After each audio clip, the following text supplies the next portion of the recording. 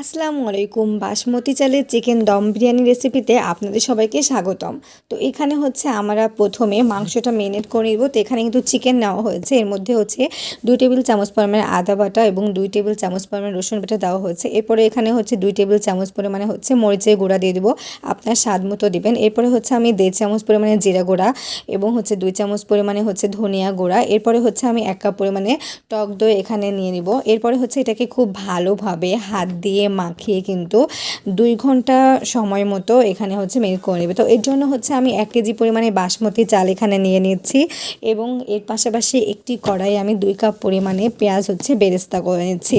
তো এরপরে হচ্ছে বাসমতি চালটা আমি হচ্ছে এখানে 90% পরিমাণে হচ্ছে বয়েল করে নিব। তার জন্য পানির মধ্যে হচ্ছে এখানে তেজপাতা দেওয়া হচ্ছে, তারপরে এলাচ দেওয়া হচ্ছে, দারচিনি দেওয়া হয়েছে, মৌরি দেওয়া হয়েছে। সব কিছু দেওয়ার পরে এখানে হচ্ছে জয়ফল জয়ত্রী দেওয়ার পরে কিন্তু এর মধ্যে হচ্ছে দিয়ে আমি 90 থেকে 95% মানে 90% পরিমাণে হচ্ছে বয়েল করে নেব।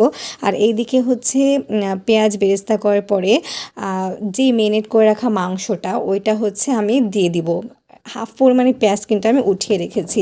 তো এরপরে হচ্ছে মাংসটা দেওয়ার পরেই কিন্তু আমি হচ্ছে রাঁধুনি যে আমাদের বিরিয়ানি মশলাটা আছে ওই বিরিয়ানি মশলাটা হচ্ছে আমি তারপরে দিয়েছি এখানে। এরপরে হচ্ছে পাশে কিন্তু আপনারা দেখতে পাচ্ছেন যে আলু হচ্ছে কুটিয়ে মানে আলু হচ্ছে লাল লাল করে ভেজে নেওয়া হয়েছে। এরপরে যে 90% পরিমাণে সিদ্ধ হয়ে যাওয়ার পরে এই যে আমি চালটা এখানে ঢেলে কিন্তু ঠান্ডা পানি দিয়ে এটাকে ধুয়ে রেখে দিব।